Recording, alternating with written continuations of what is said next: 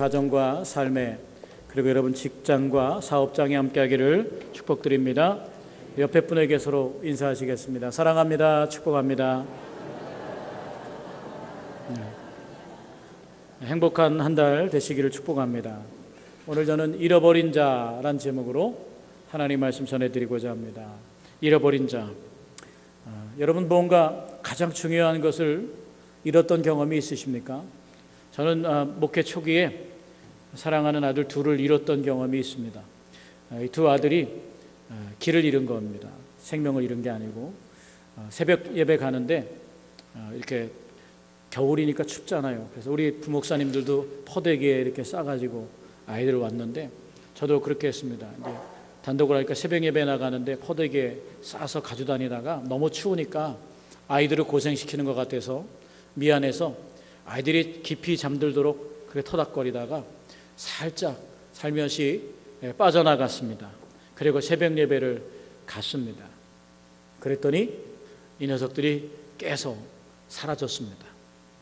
두 번의 그런 경험이 있습니다. 사라져서 보니까 큰 녀석이 작은 녀석 옷을 입혀서 찾으러 오는 거예요. 그때는 저희가 그 장애아 통합 어린이집을 하면서 그 어린이집에 살고 교회는 좀 떨어진 곳에 있었어요. 한 1km 정도 떨어진 곳에 있었는데 아장아장 걸음을 걷던 이 녀석들이 찾아오는 거죠. 큰 길거리, 큰 도로가 있고 지하도를 건너야 되고 그런 길들을 건너면서 찾아오느라고 집을 나섰습니다. 저희가 새벽 예배 갔다 돌아오니까 아이들이 없는 거예요. 큰일 났습니다. 그래서 막 아이들을 뛰어다니면서 찾았습니다. 그런데 그 수소문 끝에 야구르트 아주머니가 아이들을 발견하고 경찰에 신고했다는 그런 이야기를 들었습니다. 그래서 저희도 미리 신고를 해놨기 때문에 그래서 파출소로 달려갔습니다. 파출소에 갔더니 아직 아이들이 도착하지 않았어요. 그래서 파출소에서 기다리고 마당에서 기다리고 있는데 마침 경찰차가 들어오더라고요.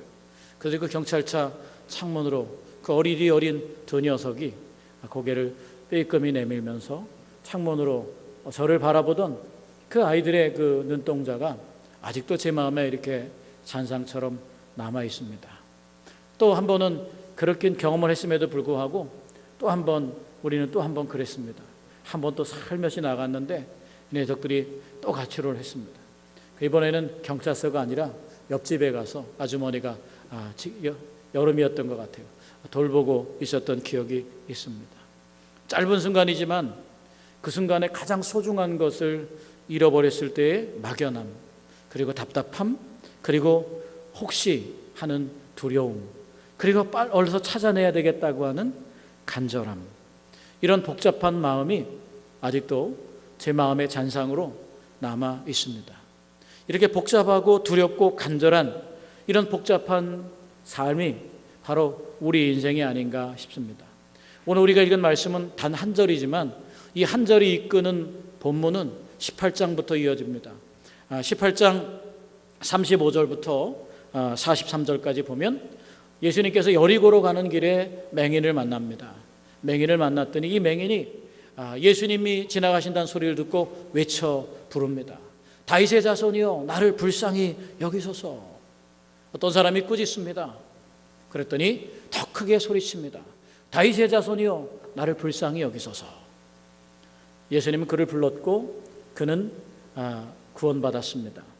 또 오늘 19장 1절에서 9절까지 여리고에 들어가셔서 삭개오에 대한 이야기가 나옵니다. 삭개오가 예수님을 보려고 돌무화과 나무에 올라갔고 예수님은 그를 내려오라 부르셨고 그의 집에 머무시면서 그에게 구원을 선포하셨습니다. 맹인이나 예수님의 두 사람 모두에게 예수님은 오늘 이 집에 구원이 이르렀다라고 선포하시고 내 믿음으로 내 믿음이 너를 구원하였느니라 라고 구원을 선포하셨습니다. 그러면서 오늘 우리가 읽은 본문 말씀에 인자가 온 것은 잃어버린 자를 찾아 구원하려 함이니라 라고 이렇게 말씀했다고 하는 겁니다. 오늘 두 본문을 보면 어떤 생각이 드냐면 맹인은 가난한 자예요. 실제적으로 가난한 자예요. 그리고 또 이 삭개오는 부유한 자입니다. 우리가 읽지는 않았지만 앞부분에 보면 예수님께서 부자 청년에게 모든 재물을 팔아 가난한 자에게 나눠주고 나를 따르라 했을 때 그가 근심하며 떠나가니까 이렇게 말씀하셨어요. 약대가 바늘귀로 들어가는 것이 부자가 천국에 들어가는 것보다 더 낫다. 그런데 오늘 말씀은 부자가 천국에 들어가는 바로 그런 예를 다시 열어보여 주고 있습니다. 가난한 자와 부한 자 모두가 하나님 앞에 잃어버린 자로 살 수 있다는 사실을 오늘 우리는 경험하게 되는 줄로 믿습니다. 오늘 가난한 자와 부한 자를 모두 구하시는 하나님, 잃어버린 자를 찾으시는 주님, 그 주님을 만나고 경험하는 것이 우리가 얼마나 복된 줄 모르겠습니다. 그리고 우리가 어떤 자이고 우리가 어떻게 구원받았고 어떻게 하나님 앞에 섰는지, 우리가 어떻게 하나님 앞에 혹은 잃어버린 자인지를 생각하면서 은혜 누리게 되기를 축복합니다. 첫 번째, 오늘 본문을 통해서 우리가 들려지는 하나님의 말씀은 뭐냐? 절망에 가로막힌 삶이 길을 잃어버리게 만든다는 거예요. 인생에 절망이 있으면 그 절망이 우리로 하여금 주님께 가는 길을 막아버립니다. 구원에 이르는 길을 막게 되더라라고 하는 겁니다. 이 18장에 나오는 맹인은 실제적인 환경, 고통 때문에 정말 절망에 빠진 사람입니다. 눈이 보이지 않습니다. 실제적인 장애가 주님께 나아가는 장애물이 되었습니다. 신체적인 약점을 가졌습니다. 그래서 그의 부르짖음은 장애물을 극복하기 위한 처절한 외침이었습니다. 다윗의 자손 예수여, 나를 불쌍히 여기소서. 오늘 이런 부르짖음은 정말 그에게 장애물을 극복하고자 하는 노력을 보여주고 있습니다. 그런 자신의 신체적인 약점, 장애물의 자신을 방치하지 않고 그는 예수님께 부르짖었습니다. 여러분도 그런 목소리를 갖게 되기를 축복합니다. 오늘 삭개오는 키가 작았다라고 이렇게 표현하고 있습니다. 키가 작았어요. 그런데 삭개오의 절망은 신체적인 절망, 상처라기보다는 마음의 절망과 상처입니다. 당시에 세리는 정말 사람들로부터 손가락질 받는, 세리와 창기를 동일하게 취급했던 시절입니다. 그래서 사람들이 손가락질하고 키가 작았다고 하는 것은 물리적인 힘이지만 사실 세리는 자기는 이미 권력을 가졌고 돈을 가졌어요. 권력을 가졌고 돈을 가졌는데도 주님 앞에 나아갈 수 없습니다. 사람들을 해치고 갈 수 없습니다. 왜 그러냐 하면 그가 바로 상처받은 사람이기 때문에 그렇습니다. 사람들로부터 손가락질 받는 절망이 그에게 있었습니다. 부와 권력이 있으면서도 무리를 해치고 나갈 수 없는 장애물. 맹인은 눈을 뜬 자를 이기는 바로 눈먼 자의 힘을 보여줍니다. 삭개오는 상처받은 사람, 바로 건강한 당시의 건강한 유대인들을 이겨나가는 상처받은 사람의 모양을 보여주고 있는 줄로 믿습니다. 두 사람이 인생에 있는 이런 장애물, 바로 절망에 가로막힌 장애물을 헤쳐나가는 끝에 주님이 계셨다는 사실, 그게 우리 인생에 가장 중요하고 필요한 일인 줄로 믿으시길 축복합니다. 그래서 그들의 연약함, 상처, 이 삭개오의 자금은 바로 그 자금을 돌아보시는 예수님을 바라보게 만드는 더 중요한 자원이 된다는 면에서 우리가 그 자금이 이 사람들에게 축복이 되었음을 보게 됩니다. 맹인은 나면서부터 부정한 사람이었습니다. 뭔가 죄가 있어서 나면서부터 부정하게 태어났지 않습니까? 그래서 사람들로부터 온전히 구원받지 못할 나면서부터 저주받은 사람으로 살아가고 있습니다. 이 사람은 선천적인 저주받은 사람입니다. 삭개오는 선천적이 아니라 후천적으로, 어떤 인생에 아마 키가 작아서 그런지도 모르겠죠. 키가 작아서 인생의 상처를 받다 보니까 정말 돈을 모아야 되고 권력을 얻어서 사람들을 이겨버리라고 했지만 결국 사람들은 그를 끝까지 인정하지 않습니다. 세리들이 구원받지 못할 사람들로 생각되었던 당시의 상황을 보면 정말 삭개오는 구원과 너무도 거리가 먼 사람으로 사람들에게 인식되었던 겁니다. 그런 상처를 통해서, 그런 절망을 통해서 하나님 앞에 잃어버린 자가 되고 스스로 버려진 자가 되는 것을 보게 됩니다. 나면서부터 부정한 사람, 후천적으로 부정한 사람, 오늘 예수님께서는 그들에게 귀를 열고 눈을 돌이켜 그들을 바라봤음을 보기를 원합니다. 그래서 삭개오의 자금은 물리적 자금이 아니라 상처로 스스로를 고독한 자리에 내몰고 소외시킨 바로 그런 잃어버린 자의 자리로 들어가는 그런 것이었습니다. 맹인의 장애는 정말 환경적인 어려움을 뚫고 가지 못하게 하는, 스스로 인생을 자포자기하는 그런 절망에 가로막힌, 바로 그렇게 그런 과정을 통해서 하나님께로부터 잃어버린 자가 되어 가고 있습니다. 오늘 예수님께서는 우리 아브라함의 후손들에 대한 약속을 합니다. 오늘 삭개오에게도 구원이 이 집에 이르렀으니 이 사람도 아브라함의 자손이미로다 라고 말씀하고 있지 않습니까? 마태복음 10장 6절에 보면 예수님께서 제자들을 전도하러 보내면서 이렇게 말합니다. 오히려 이스라엘의 잃어버린 양에게로 가라. 예수님은 제자들을 보낼 때 잃어버린 양에게 찾아가라고 말씀하고 있습니다. 우리가 찾아가는 예배도 어떻게 보면 잃어버린 양을 찾아가는 겁니다. 잃어버린 사람들을 회복시키는 일을 하고 있는 겁니다. 제자들에 대한 예수님의 명령이 버려진 자를 향해 구원하는 것이었고, 오늘 이 맹인의 이야기와 삭개오의 이야기를 통해서 예수님은 바로 그런 잃어버린 자를 어떻게 찾아가나를 오늘 보여주고 있는 줄로 믿습니다. 우리 안에도 이런 절망이 가로막혀서 주님 앞에 나아가지 못하는 길이 있나를 스스로 살필 수 있게 되기를 축복합니다. 두 번째, 우리가 이 말씀을 통해서 깨달아야 될 것은 우리 또한 잃어버린 자였다라고 하는 겁니다. 우리는 오늘 하나님 앞에 나와 행복하고 복되며 구원의 약속을 받은 자가 분명하지만 전에는 저와 여러분도 잃어버렸던 자였다라는 사실을 기억하게 되길 원합니다. 우리 쉐렌 키에르케고르라고 하는 실존주의 철학자가 있습니다. 이 키에르케고르가 인간의 그 어떤 실존을 3단계로 나눴습니다. 그 3단계로 나누면서 첫 번째 단계는 심리적인 단계다 이렇게 말합니다. 심리적인 단계는 뭐냐면 그저 자연인으로 살아가는 거예요. 인간의 육신 속에 있는, 속에서 우러나오는 욕망을 충족하기 위해서 돈에 대한 욕심, 권력에 대한 욕심, 성에 대한 욕심, 무절제한 욕망 속에 살아가는 거예요. 그러다 보니까 이 인생이 폐허가 됩니다. 폐허 속에 사는 사람, 그런 존재를 가진 사람을 심리적 단계에 있는 존재라고 말합니다. 그런데 그런 존재에 살던 사람들이 결국은 갈등하게 되죠. 뉘우침을 얻게 돼요. 내가 이렇게 살아서는 안 되겠구나. 그런 뉘우침을 얻게 됩니다. 그리고 자기가 행했던 일이 세상에 악을 행하는 죄의식에 빠집니다. 내가 사람들에게 죄를 지었구나. 그런 뉘우침과 죄의식을 가지면서 심리적인 단계에 있던 그런 사람의 존재가 그 다음에 두 번째 단계인 윤리적인 존재로 나아간다고 합니다. 심리적 단계, 윤리적인 존재로 나가는 거. 내가 도덕적으로 좀 깨끗이 살아야 되겠구나. 내가 막 살아서는 안 되겠구나. 내가 망나니처럼 살아서는 안 되겠구나. 이런 생각을 하게 되는 겁니다. 그래서 심리적인 단계에서 윤리적인 단계로 나아가게 됩니다. 그런데 도덕적으로 살려고 애씁니다. 내가 성실히 살아야 되겠구나. 거짓말하지 말아야 되겠구나. 내가 술 먹지 말아야 되겠구나. 마약하지 말아야 되겠구나. 이런 삶을 살기 위해서 열심히 몸부림치며 살아갑니다. 그런데 그런 노력에도 불구하고 무엇을 알게 됩니까? 그렇게 도덕적인 사람이 됐음에도 불구하고 처절하게 절망감 속에서 살아가게 됩니다.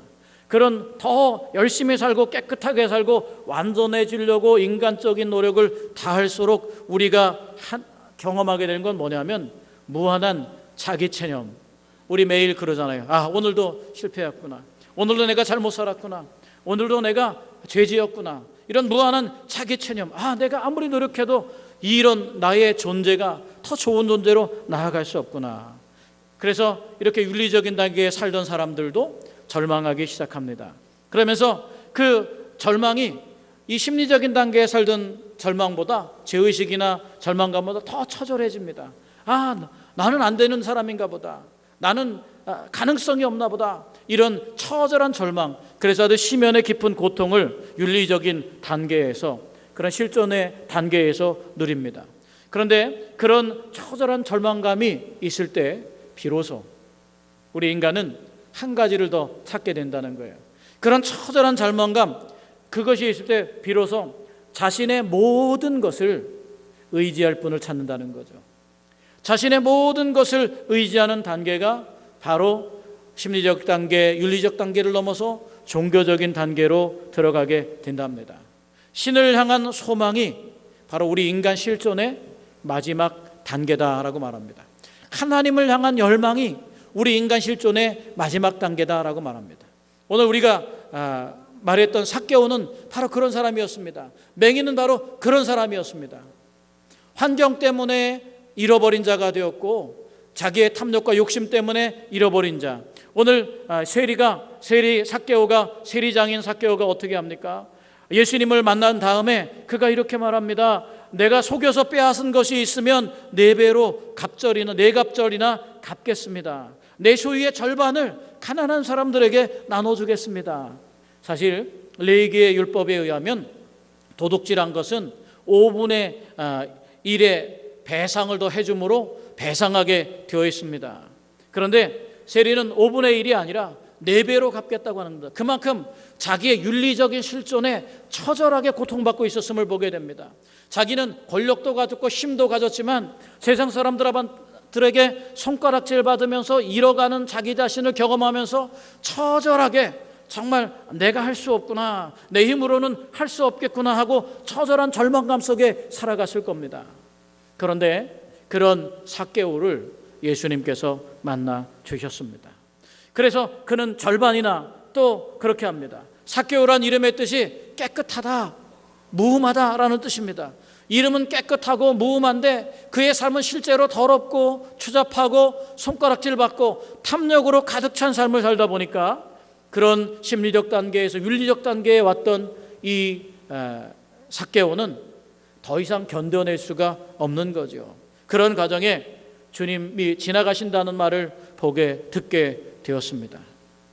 그래서 주님이 지나가신다는 말을 듣게 되었고 그는 자기를 절망의 자리에 방치하지 않고 뽕나무로 올라가서 그분의 얼굴이라도 한번 보려고 그 돌무화과 나무, 예전에 뽕나무라고 그랬지만 돌무화과 나무로 올라갑니다. 주님은 그를 부르셨습니다. 오늘 현대인의 삶도 이 삭개오와 같습니다. 오늘 현대인의 삶도 혼자서 자기 세계에 갇히고 자기 탐욕의 세계에 갇히고 사회적으로 소외되고 외부적인 환경, 이 장애를 가진 맹인처럼 외부적인 환경, 가난 때문에 못 배운 것 때문에 스스로를 절망 가운데 빠뜨리면서 그렇게 잃어버린 자로 살아가지는 않습니까? 아니면 삭개오처럼 누군가에게 상처 입어서 그 상처 때문에 사람들 앞에 떳떳이 나서지 못하고 그렇게 살지는 않습니까? 오늘 예수께 나아가는 장애물을 가진 사람이 많은데 그런 사람들이 바로 저와 여러분이었다는 거예요. 오늘 우리는 하나님께 소망을 두는 마지막 키에르케고르가 말한 마지막 종교적인 실존을 추구하는 사람임에 틀림없지만 여기까지 오기까지 우리는 윤리적인 삶의 자리에서 처절하게 절망하고 심리적인 그런 삶의 자리에서 처절하게 욕심을 채워가면서 허무한 삶을 살던 그런 사람들이라는 거예요. 우리가 바로 잃어버렸던 사람들이었다. 이것을 우리가 놓치면 안 됩니다. 그런 깨우침과 가르침 속에서 살아갈 때 우리는 더 고통받는 사람을 향해서 우리 마음을 열고 하나님을 향해서 우리의 눈을 돌릴 수 있는 줄로 믿으시기를 축복합니다. 제가 어제 우리 교회학교 교사들이 어제 세미나를 하고 끝나고 제가 커피를 산다고 그래서 저쪽에 있는 코나 커피에 가서 샀어요. 그래서 다 교사들이 한 30명이 세미나를 한 다음에 커피를 샀는데 보니까 세대 차이가 나는 걸 딱 구분했어요. 보니까 50이 넘으신 분들은 모여서 옹기종기 차를 마시면서 이야기하는데 그 이하의 사람들은 보니까 다 다른 분하고 대화하고 있더라고요. 핸드폰은 나의 목자시니 내게 부족함이 없으리로다. 핸드폰에 필요한 모든 것이 다 있어요. 그래서 선생님들이지만 핸드폰을 보면서 거기와 소통하고 거기에 필요한 게 쇼핑도 여러분 아시잖아요. 쇼핑도 하고 뭐 드라마도 보고 스포츠도 보고 그러면서 그러고 있는 거예요. 사실은 여러 30명이 함께 있지만 어떻습니까? 30명이 함께 있지만 스스로 자기 홀로 있는 거예요. 홀로 갇혀 있는 걸 보게 됩니다. 오늘 우리 삶에 바로 그런 삶이 있지 않습니까? 여러분, 우리가 바로 그렇게 잃어버렸던 자입니다. 여러분, 가족 안에 살지만 가족으로부터 소외된 삶을 스스로 살고 있지 않습니까? 범죄함으로. 여러분, 교회 안에 살지만 교회로부터 스스로 소외된 사람으로 살고 있지 않습니까? 때로는 내가 받은 상처 때문에 스스로 깊은 자리에 숨어 있지 않습니까? 그게 우리 삶의 문제입니다. 우리가 버려진 사람처럼 살아가는 거예요. 잃어버린 사람처럼 사는 거예요. 군중 속에 살지만 고독한 사람으로 살아가는 거예요. 맹인이 천부적인 외로움, 고통 속에, 환경 속에 숨어서 구걸하며 사는 것으로 인생을 마무리하려고 했던 것처럼, 삭개오가 많은 권력과 돈을 의지했지만 상처 때문에 사람들 앞에 나아가지 않고 혼자의 세계에 숨어 있었던 것처럼 우리 모두가 그럴 수 있다는 거죠. 그리고 우리는 그런 사람들을 볼 수 있는 눈을 가져야 될 줄로 믿습니다. 저와 여러분도 그런 은혜 속에서 오늘 삭개오와 맹인의 이야기가, 그들의 고통이, 그들의 절망이 바로 이 사람들의 이야기가 아니라 우리의 이야기였음을 생각하면서 오늘 우리가 주님을 경험하고 만날 때 우리는 더 낮은 자리에 눈을 둘 수 있고 더 깊은 주님의 세계에 우리의 마음을 들여놓을 수 있는 줄로 믿습니다. 마지막으로, 그러면 진짜 변화의 힘은 어디서 오느냐? 이게 중요합니다. 마지막으로, 예수님이 다가왔을 때만 진짜 변화가 있다는 거예요. 오늘 이 두 이야기를 들으면서 우리가 늘 그런 말을 합니다. 야, 다윗의 자손 예수여, 나를 불쌍히 여기소서. 다윗의 자손 예수여, 나를 불쌍히 여기소서. 점점 크게 소리 질렀던 이 맹인의 부르짖음, 그것을 우리가 칭찬합니다. 잘했다. 그렇게 해서 예수님을 만났구나.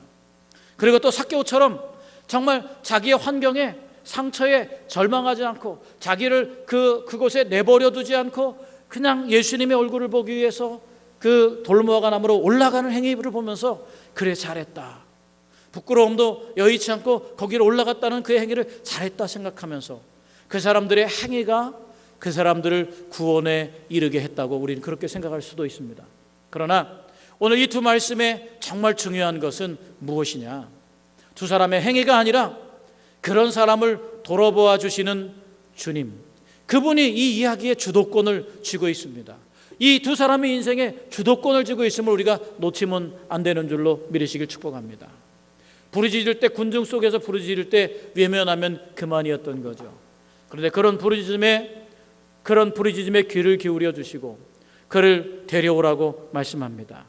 40절에 보니까, 18장 40절에 보니까 예수께서 머물러 서서 명하여 데려오라 하셨더니 그가 가까이 오매 물어 이르시되 내게 무엇하여 주기를 원하느냐? 이르되 주여 보기를 원하나이다.